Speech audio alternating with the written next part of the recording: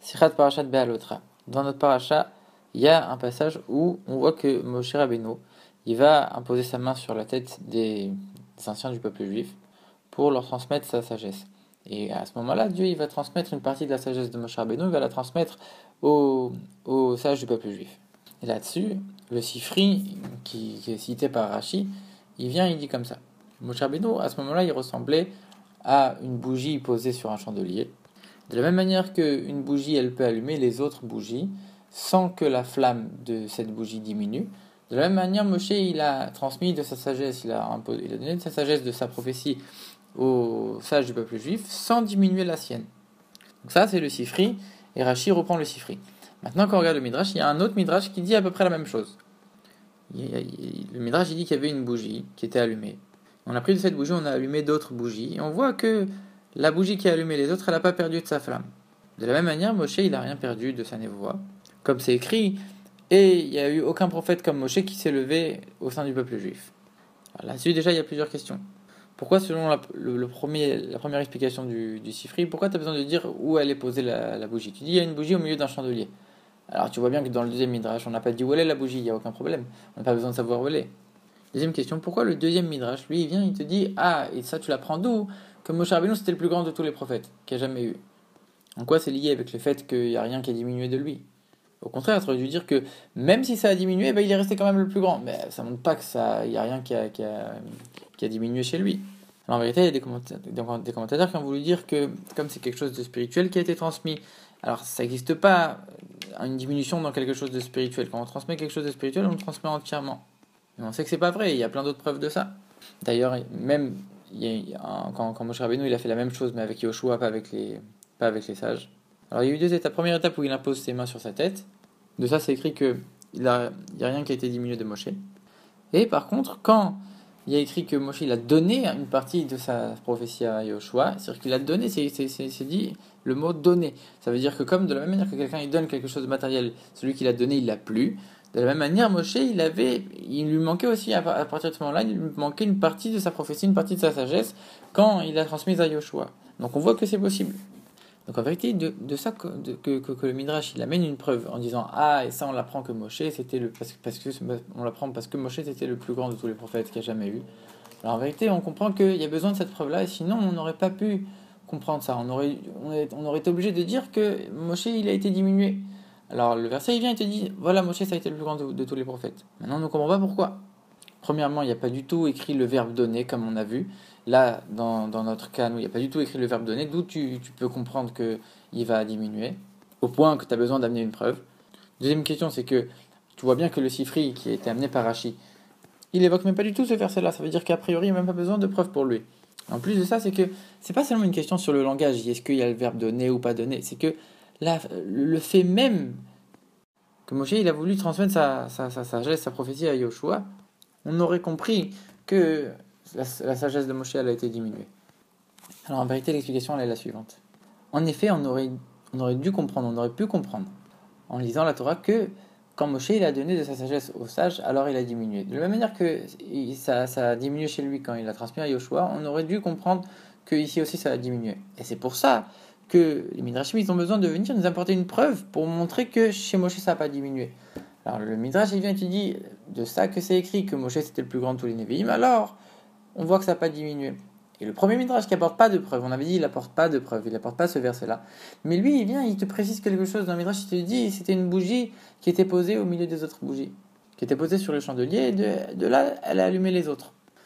Donc en vérité, chacun des deux Midrashim, il donne une preuve et une raison au fait que Moshe Rabbeinu, il n'y a rien qui diminue de lui. La seule chose, c'est que chacun, il donne une preuve et une raison différente. Parce que chacun, il pense quelque chose de différent. Et c'est ça que le Rabbi va développer. Le Rabbi explique que pour comprendre tout ça, déjà, il faut expliquer autre chose. On voit que quand un maître enseigne à un élève, il peut y avoir plusieurs types d'enseignement. Si l'élève, il est très fort et qu'il est très proche du niveau du Rav, alors même si le Rav, il a un niveau supérieur, les explications, elles vont rester quand même plus ou moins au niveau de l'élève, et le Rav, ça restera dans son niveau, dans son monde à lui.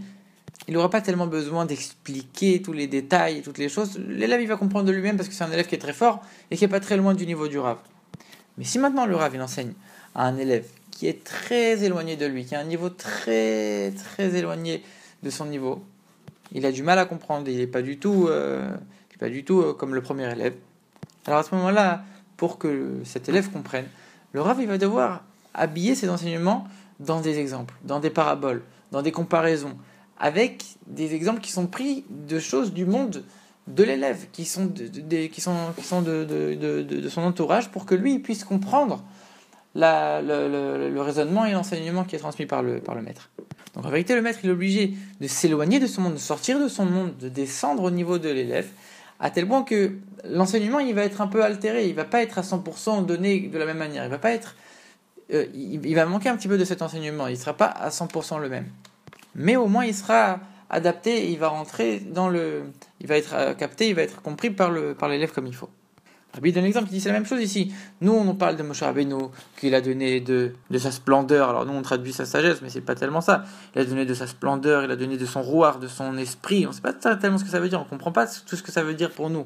Alors le Midrash il vient et te dit regarde, ça c'est une bougie, elle a allumé une autre bougie, et elle n'a pas diminué de sa flamme. En vérité tout ça c'est des exemples pour essayer de nous faire comprendre, parce que nous on ne comprend pas toutes ces choses là. Alors le Midrash il vient, il nous parle à notre niveau à nous, avec un langage qui nous parle dans notre environnement, pour que nous on puisse comprendre. C'est la même chose avec un maître et un élève. En vérité on va comprendre tout ça avec ce concept, avec cet exemple. Il donne un autre exemple aussi qui est employé dans la Chassidoute. On sait que David Améler, toutes ces années il les a reçus uniquement d'Adam Rishon et d'Abraham, Yitzhak, Yaakov et de Yosef. C'est-à-dire que chacun de ces quatre personnages, il a donné une partie des années de sa vie pour David Améler. C'est-à-dire que David Améler, toutes ces années, c'était uniquement des cadeaux de Adam, Abraham, Yitzhak, Yaakov et Yosef. En vérité, eux, ils ont donné une partie de leurs années de vie. Ça veut dire que quand ils ont donné tant d'années pour David Améler, alors eux, ils sont morts tant d'années avant. C'est-à-dire qu'ils ont donné, mais ils n'avaient plus après. Alors, c'est tout, on explique qu'en vérité, les Avot, donc Adam, Abraham, Yitzhak, Yaakov, Yosef, ils étaient dans le monde d'Atsilut, ou alors à la limite dans le monde de Bria Yetzira, de Bria ou Yetzira. Ça, c'est les mondes spirituels les plus élevés. Mais David Améler, lui, il se trouvait dans le monde de Malchut, que ça, c'est la royauté, c'est dans le monde de Asiya, qui est représenté par Malchut, qui est la royauté, parce que David Améler, c'était la royauté du peuple juif. Et donc, comme c'était le monde le plus inférieur, quand tu es dans le niveau d'Atsilut qui est le plus haut, pour aller au niveau le plus inférieur, tu dois aller descendre complètement et t'éloigner un peu de ton niveau, comme quand le Rav il sort de son niveau, il sort de son monde pour descendre dans le monde de l'élève. Et donc à ce moment-là, on a dit, il manque une partie de l'enseignement. De la même manière ici, quand ils ont donné une partie de leur vie, alors ils n'ont pas pu dire moi je donne, mais je garde, comme la bougie qui donne et qui garde sa flamme. Ils ont dû donner vraiment, et à tel point qu'après ça leur a manqué. Donc maintenant on peut comprendre pourquoi ça s'est passé comme ça avec Yoshua. Quand Moshe il a donné à Yoshua, il a donné une partie de sa splendeur, de sa sagesse, de sa prophétie, il a donné à Yoshua. Alors on dit que lui, ça lui a manqué après à Moshe Rabbeinu, il a donné, il n'avait plus. Alors pourquoi ? Parce que Yoshua il était à un niveau qui avait absolument rien à voir avec le niveau de Moshe Rabbeinu. Moshe Rabbeinu, pour descendre au niveau de Yoshua, il a dû descendre et s'abaisser à un niveau qui avait rien à voir avec lui. Il a dû sortir complètement de son monde pour aller vraiment lui donner quelque chose. À ce moment-là, du coup, il a perdu un petit peu de sa sagesse, un petit peu de sa splendeur. Donc maintenant on comprend le Midrash. Parce que même s'il n'y a pas écrit le verbe donner clairement, alors le fait même qu'il donne aux anciens, aux sages, les sages ils étaient inférieurs à Yoshua, donc c'est sûr que Moshe Rabbeinu il n'a pas pu donner sans qu'il lui manque rien du tout. Alors c'est pour ça qu'on aurait cru que oui, Moshe Rabbeinu, ça va lui manquer. Et le Midrash il vient, il te donne une preuve que non, ça ne lui a pas manqué à cet endroit précisément. Quand il a donné aux sages, il y a eu quelque chose de particulier. Alors pourquoi ? C'est là qu'il y a deux explications. L'explication de Rashi qui apporte le Sifri. Il donne l'exemple d'une bougie qui était posée sur un chandelier et qui a allumé les autres. Pourquoi il précise qu'elle était posée sur un chandelier ? C'est-à-dire qu'en vérité, cette bougie elle était au même niveau que les autres bougies.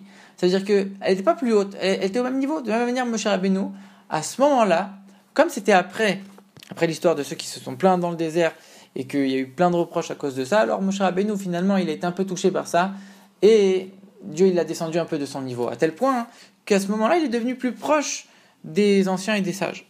Donc c'est pour ça que là, il était au même niveau que eux, si on peut dire. Et quand il était au même niveau, alors tu peux transmettre sans que ça te diminue.